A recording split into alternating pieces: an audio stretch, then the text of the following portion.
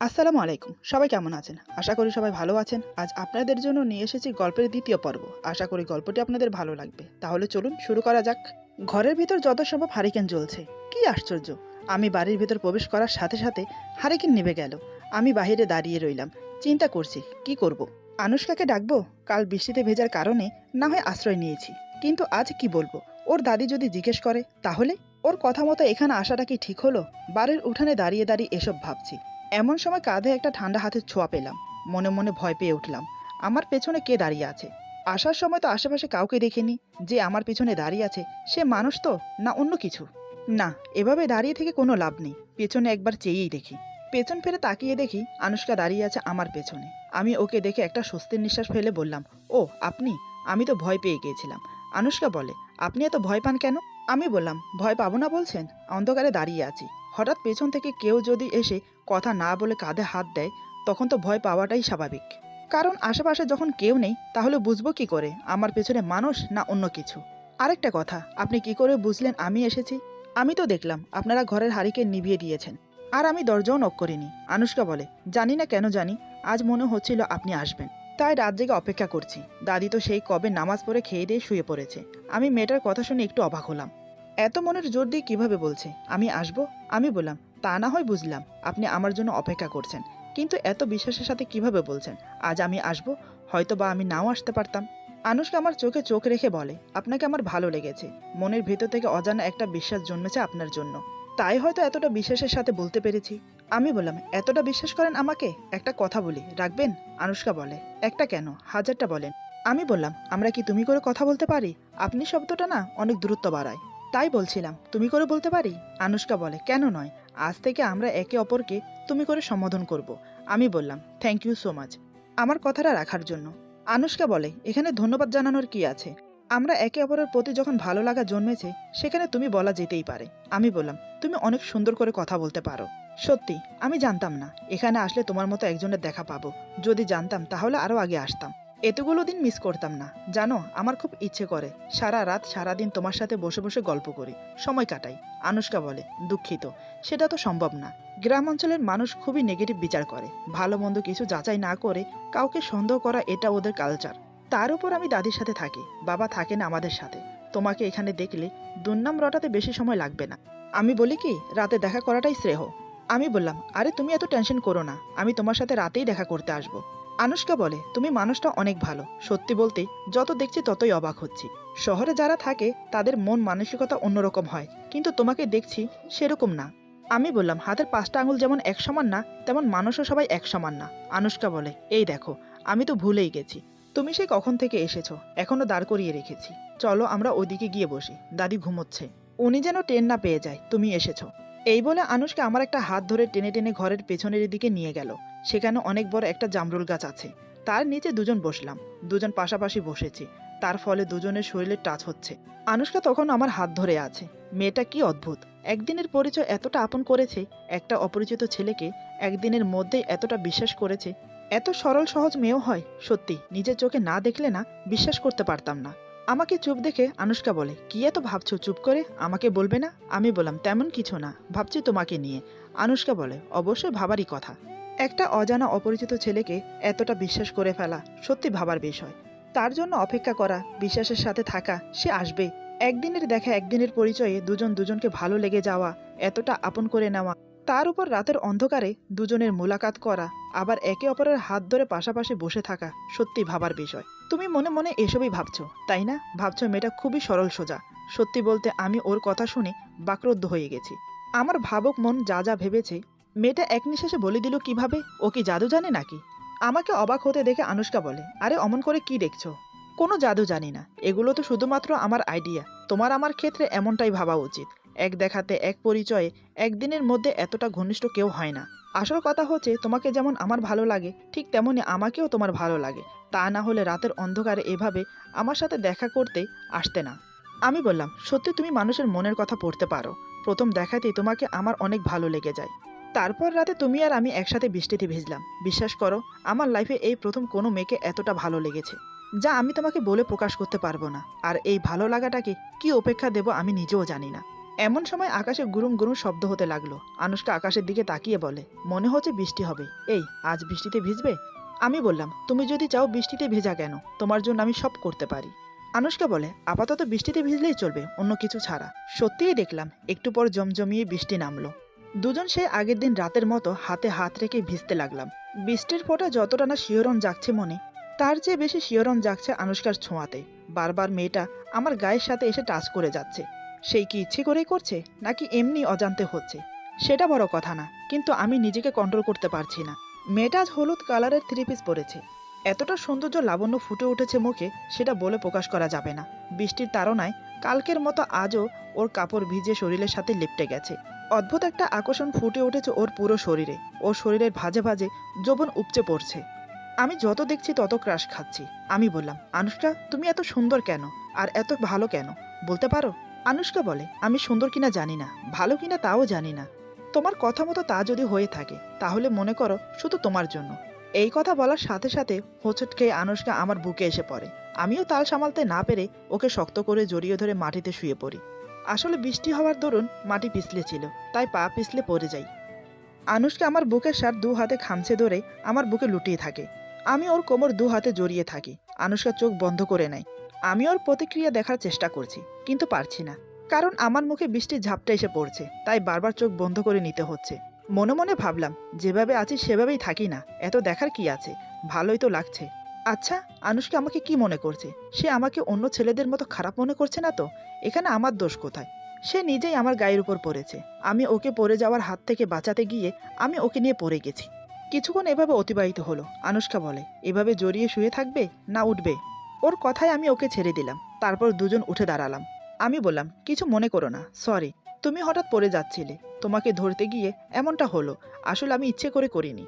আনুশকা বলে, না না, এখানে সরি বলার কি আছে? এটা একটা সামান্য অ্যাক্সিডেন্ট, আমি কিছু মনে করিনি। আমি বললাম, ধন্যবাদ তোমাকে। তোমার মতো যদি সবাই ভাবতো, তাহলে সমাজটা আরো অন্যরকম হতো। তোমাকে না একটা কথা বলার ছিল, কি করে যে বলি ভেবে পাচ্ছি না। আনুশকা বলে, সংকোচ করার কি আছে, কি বলতে চাও বলো। আমি ওর চোখে চোখ রেখে বললাম, আনুশকা, প্রথম দেখাতেই তোমাকে আমি আমার মনটা দিয়ে দিয়েছি। তোমাকে ভালোবেসে ফেলেছি। তুমি কি আমার ভালোবাসা গ্রহণ করবে? আনুশকা কোনো ভনিতা না করে আমার হাত ধরে বলে, সত্যি বলতে আমিও তোমাকে প্রথম দেখাতে ভালোবেসে ফেলেছি, শুধু তোমাকে বলতে পারছিলাম না। আজ তোমার ভালোবাসার সায় না দিয়ে আমি থাকতে পারবো না। ভালোবাসি তোমাকে, খুব ভালোবাসি। এই বলে আনুশকা আমাকে শক্ত করে জড়িয়ে ধরে। আমি হতবাক হয়ে ওর কথা শুনছি। এ দেখছি মেঘ না চাইতেই বৃষ্টি। আনুশকা এত সহজে আমার ভালোবাসা গ্রহণ করবে, সেটা ভেবে পাচ্ছিলাম না। আমি আর দেরি না করে ওকে জড়িয়ে ধরলাম। মাথার উপর দিয়ে এখনো মুষলধারে বৃষ্টি হয়ে যাচ্ছে। ঠান্ডা শরীরটা কাঁপছিল কিছুক্ষণ আগে, কিন্তু এখন আনুশকার শরীরের ছোঁয়া পেয়ে মনে হচ্ছে যেন সারা শরীরে রক্ত গরম হয়ে টকবক করছে। ঠান্ডার লেশ মাত্র শরীরে বইছে না, বইছে উষ্ণ গরম ভাব।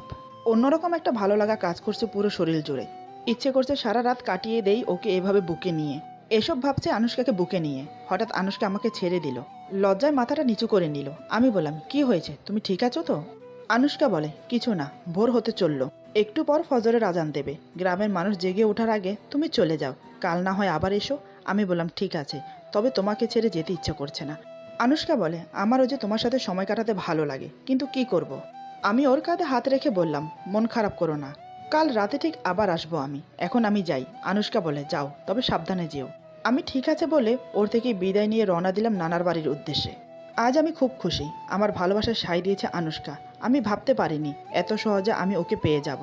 সত্যি আমি অবাক হয়ে গেছি যখন আনুশকা বলে, আমিও তোমাকে প্রথম দেখা থেকে ভালোবেসে ফেলেছি। ওকে নিয়ে নানান কথা ভাবতে ভাবতে বাড়িতে পৌঁছে গেলাম। সাইকেল রেখে নিজের রুমে গিয়ে শুয়ে পড়ি। একটা কথা ভেবে স্বস্তির নিঃশ্বাস ফেললাম, যা বাবা, কেউ বুঝতে পারিনি কিছু। সকালে ঘুম থেকে উঠলাম একটু বেলা করে। ফ্রেশ হয়ে নাস্তা করে একটু বের হলাম। চারিদিকের পরিবেশ দেখে একটু আশ্চর্য হলাম। এদিকে বৃষ্টি হওয়ার কোনো লেশমাত্র চিহ্ন নেই। কাল রাতে দেখলাম মুষলধারে বৃষ্টি হলো। সেই বৃষ্টিতে আমি ভিজেছিও, তাহলে এদিকে বৃষ্টি নাই কেন? কিছু মাথায় আসছে না। আবার মনে মনে ভাবলাম, আরে ধুর, কি থেকে কি ভাবছি। সব জায়গাতে এক সমান বৃষ্টি হয় না। 1 ঘন্টা আগে এখানে হলে তার 2 ঘন্টা পরে ওখানে, নয়তোবা 2 দিন পরে। হয়তোবা হবে এখানে বৃষ্টি হয়নি, আনুশকাদের ওখানে হয়েছে। এমনটা তো হতেই পারে। এসব ভেবে মনকে সান্ত্বনা দিলাম। বিকেলের দিকে সবাই নাস্তা করতে বসলাম। রি আমার পাশে ছিল। সে বারবার আমার দিকে আর চোখে তাকাচ্ছে। মাঝে মাঝে আমার চোখাচোখি হয়ে যাচ্ছে। তাতে ও মুচকি হেসে আবার চোখ সরিয়ে নেয়।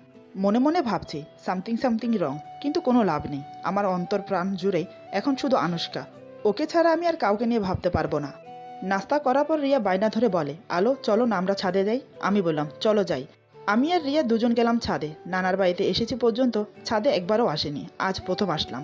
বেশ পরিষ্কার, রেলিংয়ের পাশ ঘেঁষে অনেকগুলো ফুল গাছ লাগানো, নানান রকমের ফুল আছে সেখানে। ফুলগুলো দেখে রিয়া আমাকে বলে, দেখো এই ছোটোখাটো ফুলের বাগানটা আমার, কেমন হয়েছে বলো তো?